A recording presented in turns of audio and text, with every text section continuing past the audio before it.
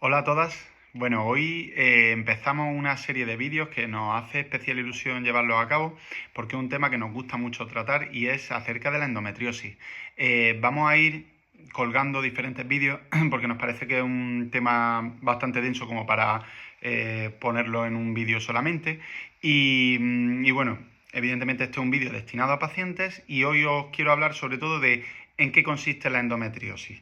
Voy a intentar hablarlo en el lenguaje con el que me suelo comunicar con los pacientes en la consulta, que yo creo que es lo más cercano posible y así para que así lo podáis entender perfectamente, ¿vale? Si hablamos de la endometriosis, pues bueno, primero vamos a ir a lo básico. Os pongo a partir de ahora unas diapositivas para intentar ilustraros el concepto.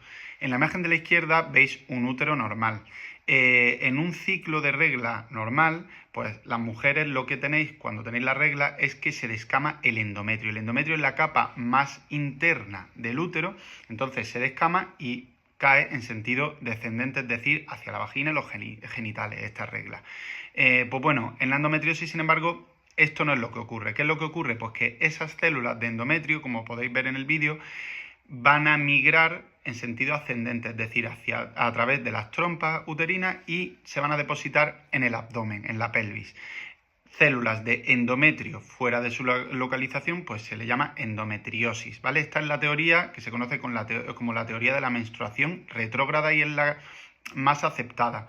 Hay múltiples teorías. Esto quiere decir que no está al 100% claro por qué ocurre. Si tuviera que poner una en el siguiente escalón de explicación, hablaría de la del homing erróneo. La teoría del homing erróneo lo que nos viene a hablar es que células madres que se generan pues, en la médula ósea o que pueden migrar a través de la sangre van a depositarse en una casa incorrecta, es decir, no donde correspondería embriológicamente, y en lugar de irse como deberían al útero por tratarse de células que se van a diferenciar en células de endometrio, pues se van a otras localizaciones más lejanas, como puede ser a las meninges que recubren el cerebro, a la pleura, que es una capita que recubre el pulmón, y generan pues nuevamente endometriosis por estar fuera de su localización habitual, y es lo que da explicación sobre todo a endometriosis muy a distancia. Pero como os digo, no está al 100% claro cuál es la causa primaria de la endometriosis.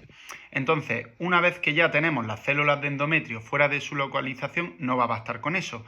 Por múltiples factores, estas células van a tener la capacidad de multiplicarse y no solo eso, sino que también van a poder invadir tejidos y en esos tejidos conseguir un aporte sanguíneo que les dé de comer y así puedan perpetuarse y quedarse generando la enfermedad como tal. Y además el cuerpo las reconoce como extrañas. Dice, estas células no deberían de estar aquí. Pues aún así, las células de defensa que deberían de ir a comérselas, a eliminarlas, no consiguen eliminarlas como deberían y de esta manera la endometriosis nuevamente se perpetúa y escapa a nuestro sistema inmune, ¿vale? Esto en líneas generales es lo que ocurre. Las células no solo van a estar en el ovario, que es donde se conoce más la endometriosis, sino que van a poder migrar a otras localizaciones, que es donde realmente dan la clínica. La zona en la que más frecuente generan clínica es cuando se depositan en unos ligamentos, unas cuerdecitas que conectan el útero con el sacro, con el hueso al final de la espalda, pero también podemos tener localizaciones más severas, como puede ser en la pared intestinal, cercana a la pared de los uréteres, que es el tubito que conecta el riñón con la vejiga, y por tanto el estudio de la endometriosis debe no solo quedarse en mirar los ovarios, sino abarcar muchos más órganos en donde pueden depositarse.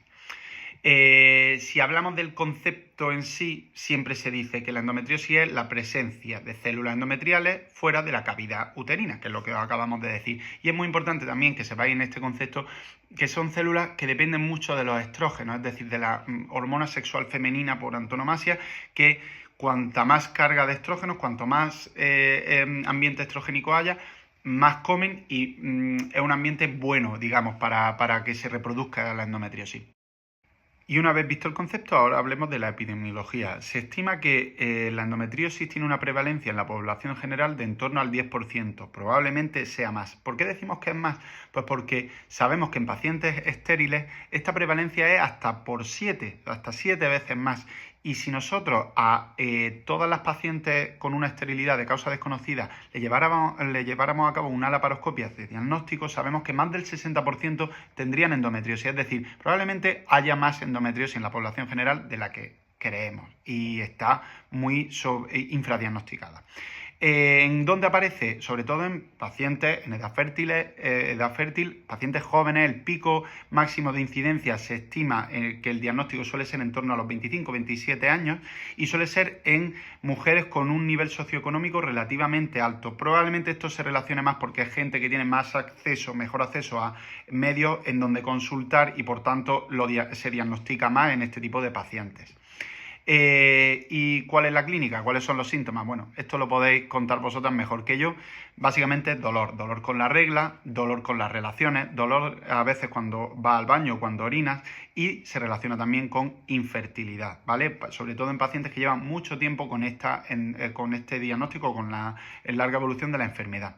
Pero lo más importante de todo es el retraso que ocurre en el diagnóstico. Se estima que se puede llegar a retrasar el diagnóstico en torno a 8 años de media. Esto quiere decir que si hemos dicho que la edad en la que más lo diagnosticamos es en torno a los 25 años, pues si echamos atrás 8 años de retraso diagnóstico, estas pacientes empiezan a tener síntomas muy jóvenes, con 17, con 18 años, y por norma general no se les hace el caso suficiente. No se suele creer que una chica de 17, 18 años pueda tener una patología seria. Y además, cuanto más precoz es la enfermedad, más difícil es el diagnóstico. ¿Con esto qué quiero decir? Que hay que escuchar a la gente, que hay que escuchar a las pacientes, y siempre que a una paciente joven, por muy joven que sea, le duele la regla, deberíamos de tener en la cabeza que puede estar empezando a desarrollar una endometriosis y que no deberíamos de dejarla a su aire hasta que a los 8 años venga ya con un diagnóstico claro, porque cuando las diagnosticamos a veces ya no es que sea demasiado tarde, pero ya tenemos una enfermedad más avanzada que si tenemos una sospecha diagnóstica de forma precoz, con 17, 18 años, y empezamos a tratarla para que no desemboque en una endometriosis grave. Y ya está, con esto el vídeo de hoy. Vamos a seguir hablando de diagnóstico y tratamiento en vídeos posteriores y de reproducción asistida, pero con esto creo que tenéis suficiente para saber en qué consiste y resolver un par de dudas.